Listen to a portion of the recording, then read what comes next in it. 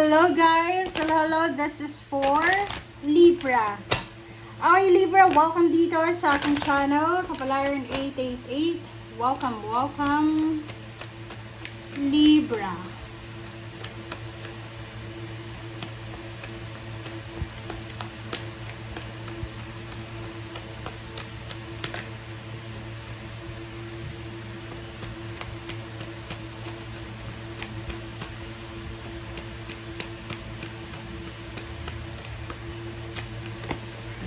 Okay, Libra. House, home, 20, balance, 30, dedication. So, yung first two cards mo dito, may kailangan kang balansehin sa loob ng tahanan mo. Okay? So, ang sinasabi ng baraha sa'yo, meron na imbalance sa tahanan mo. Siguro may mga problema yung anak mo, may problema yung apo mo, may mga problema sa bahay, like for example may sira na haligi, sira yung bubong, parang ganon. So nakikita ko lang dito, there's a divorce or there's a parang separation, annulment na posibleng ma-process or kailangan na pagdesisyonan.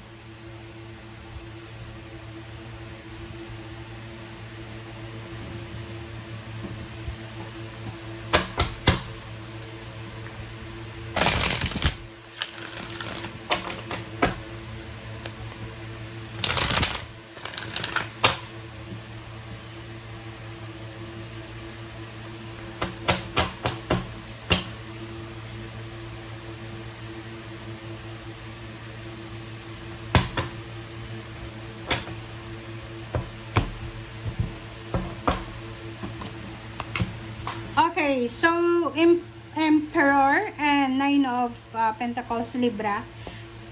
Sinasabi ng baraha sa'yo dito, Libra, na sa usaping pera, okay, sa usaping pera, you are powerful, you are strong, you are powerful, wala kang dapat na problemahin. Kumbaga, wala kang masyadong concern sa pera.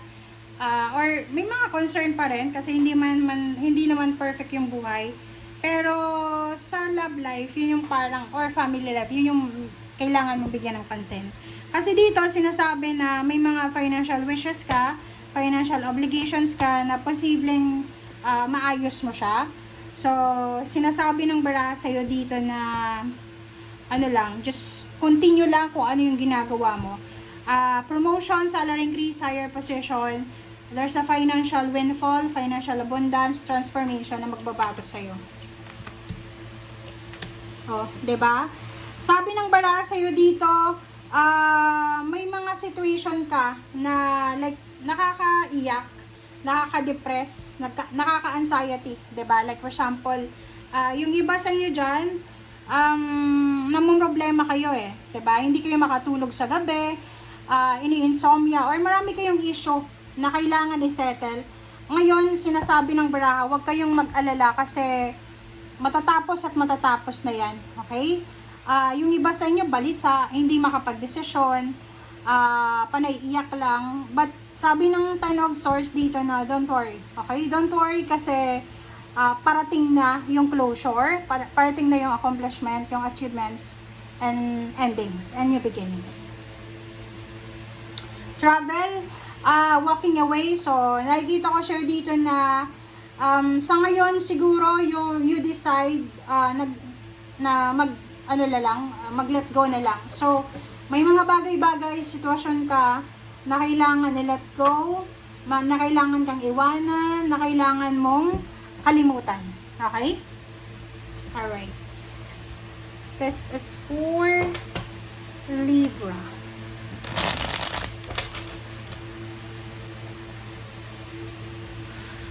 Alright.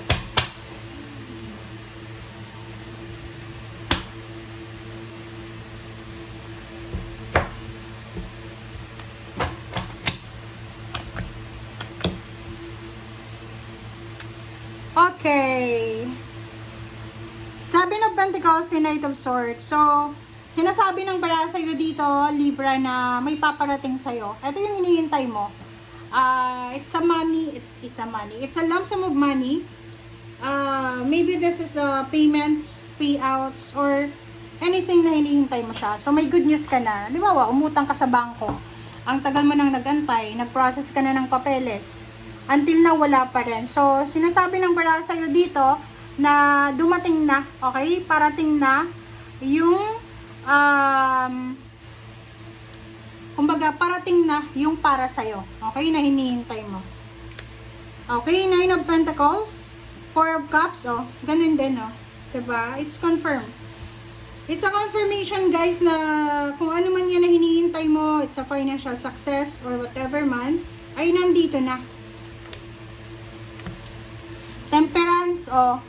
Kailangan mo lang mag-antay. Diba? Kailangan mo lang mag-antay. May kasabihan nga tayo na patience is virtue. So, yung mga taong marunong maghintay talaga, sila yung nakakakuha ng tagumpay. Syempre kasi hindi sila aggressive. Hindi sila, like yung mga mapasensyang tao, hindi sila aggressive. So, may mga pagkakamali din sila. Pero hindi yung katulad ng mga aggressive na tao na walang pasensya. Like, kung wala kang pasensya, mabilis kang makahanap ng kaaway. Pero kung may pasensya ka, wala kang makakaaway, parang ganun. Ace of Wands and Two of Pentacles. Wow!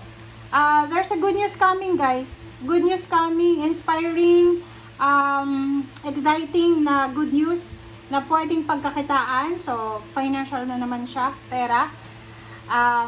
Negosyo siguro to, offer, financial offers, parang ganun. Nakikita ko sa'yo dito na may babalik, okay? Ang babalik dito is yung health mo. Siguro, dati, may sakit ka or may mga issues ka sa health mo. And now, sinasabi no, there's a healing. Parang magbabalik na yung katawang na healthy, yung isip na healthy, parang ganon. And kung makikita mo dito, yung motivation mo dati, yung inspiration mo dati, Libra, ay magbabalik ulit yung lakas loob mo, parang ganun. Okay, the Hangman and Strength. So, dito sa dalawang barahang to, sinasabi ng baraha sa'yo dito na lahat daw ng mga hindi mo itinuloy. Okay? Sa ilalim mo yung 6 of Wands. Lahat ng mga hindi mo itinuloy dati, ay maitutuloy mo na siya sa ngayon. Kumbaga, bibigyan ka ng pagkakataon ng universe na maituloy mo siya. Yung mga pangarap mo dati na kasi may Hangman dyan eh. Diba? This is Hangman and Strength plus 6 of Cups. Yung dating inspiration mo, may mga hobbies kayo, may mga kung ano-ano kayo na unti-unti nang magiging maayos, okay? Okay guys, thank you for watching. Bye!